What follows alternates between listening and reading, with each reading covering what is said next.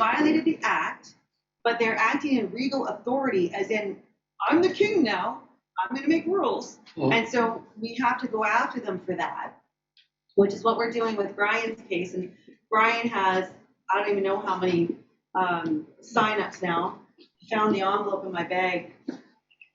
Someone's got to enter those. And then, so he's going after Trudeau. But absolutely, these police officers didn't have the authority to do what they were doing. That red zone, first of all, that was all illegal. And then what they did this weekend is even worse, because they were under the pretense that the Emergencies Act was declared, right? This time they had nothing.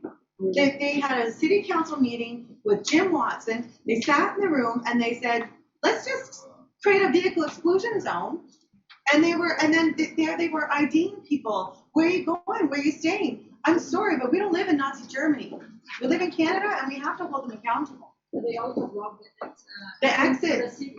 Yeah. The city, like Kent, Metcalf, and Nicholas. I actually zoomed in the town around 7 o'clock in the morning, Saturday, when they were kept blocking each other. They did that on Saturday. That was the close to 417 rounds. Yeah, I know, because I got into the city around 10. Which is impeding the protest. Well, it's also impeding people's lives, but absolutely. Exactly. And then as a Ontarian, Octavian, I cannot go downtown.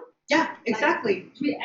Because of the downtown are blocked for me. I'm paying for that bullshit. Exactly, and you're paying for those police, you're paying for all of that. We have really good case law. It's called Fleming versus Ontario, and it was about an anti-protester who was anti-protester, and so he was opposing whatever they were protesting. I don't remember, and he was arrested because the police were like, he might cause a problem. We're going to arrest him, and the ruling was, you can't be preemptive. You can't go into the future and make arrests based on the future. So this case law is in our injunction. This case law covers everything that happened on the weekend. Everything. So we've got that in our injunction as well.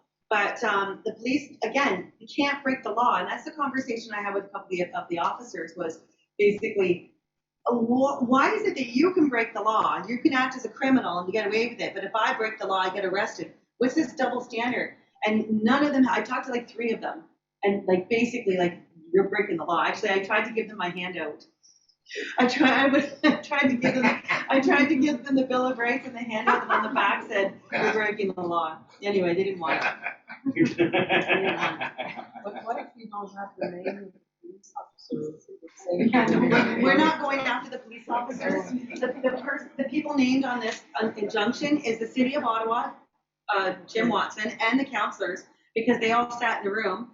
Ottawa Police Services Board. The Police Services Board is supposed to make sure that the police are acting in a lawful fashion, and Steve Bell directly, because Steve Bell was the one making the comments and the statements, making the inflammatory comments, the derogatory comments, discriminatory comments, all of that stuff that he was saying about people that just want to have their rights restored. And you know what a cop said to me? Because I was quite annoyed when Officer Bob knocked the drink out of Ed's hand. So I was like, I just went over to him and said, like, dude, like, who do you think you are? Like, what makes you think that that's okay? And that even just as a human being, that you can walk over to a random stranger and knock a drink out of their hand. Like, what is wrong with you? Exactly. Who do you think you are? Why do you think that that's okay? And then he was just like, he didn't care. So then some other cops came around, and the other cop said to me, what's the matter? You guys got what you wanted in January. All the mandates have been lifted. I said, oh, really? So I can fly out of Canada without a vaccine? He goes, well, you can't fly out of Canada with a passport. Well, a passport doesn't go in my body. And then he kind of made a threat and said, well, it's in my body. Which is kind of a bit of a threat, don't you think? Yep. Yeah. So this is the shit. This is the shit that these guys have in their minds, is that you guys won. Why are you still fighting? You don't, then, because to them, they're just like, just take the vaccine. What's the problem? Just do it.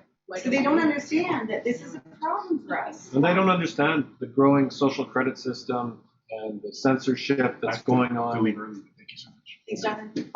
Yeah. I have a question. Can you go over specifically, without all these direct personal examples, just from a high level? People don't seem to understand that we don't need a permit to protest, what we're allowed to do. So under the Canadian I Bill don't of like Rights, using the word allowed. under the Sorry. Canadian Bill of Rights, it doesn't say the right to free speech with a permit. It doesn't say the right to assemble an association with a permit. And PP, that is public land. That actually, guys, is not public land. It's owned by the natives. They got the deed. They got the deed. And I said that to the cops too. He's like, the cops, the PPS. You mean Parliament Hill or all of Ottawa? That whole Parliament Hill, all the way up to the memorial, the War Memorial. Jane has seen the deeds, guys. Jane has seen the deeds. pasture? Tunney's pasture?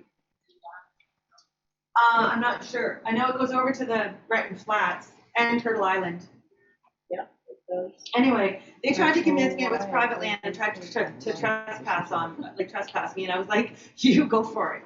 I'm going on the hill. And then another girl came over and said, you can't do that. So I got validation. And so we'll see what's going to happen on Saturday if I'm going to take the way, how far I'm going to push it, see if they try to arrest me. They were trying to arrest a young guy, 16-year-old guy, picking on a 16-year-old guy, illegally searched him. No, they asked to look in his bag and he complied. So it's not technically illegal because he allowed them, but it's still illegal in the sense that he didn't have any right to do it. He had a little gas mask in his bag that was totally useless. It was more for a joke. And and you know what? It was on camera too. He said, well, you guys gassed us last time. And the PPS said, we didn't gas you. You didn't get tear gassed over here. You got tear gassed over there. And he has it on camera.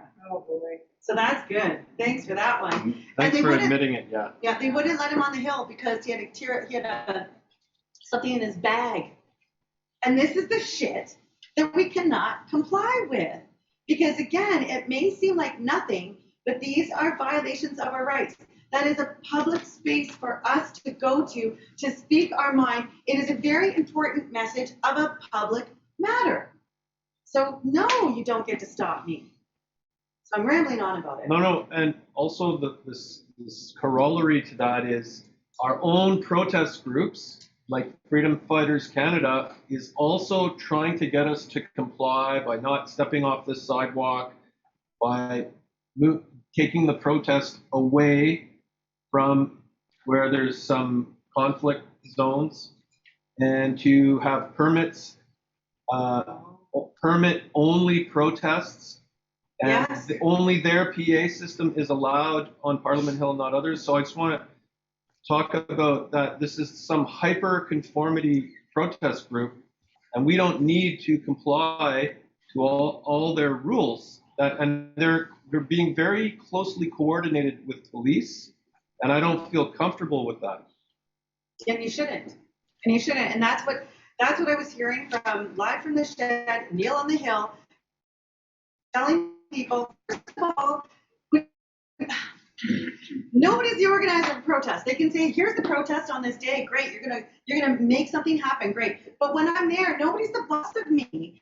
And when they're acting like I'm the organizer, no, I don't report to you. I'm here by myself.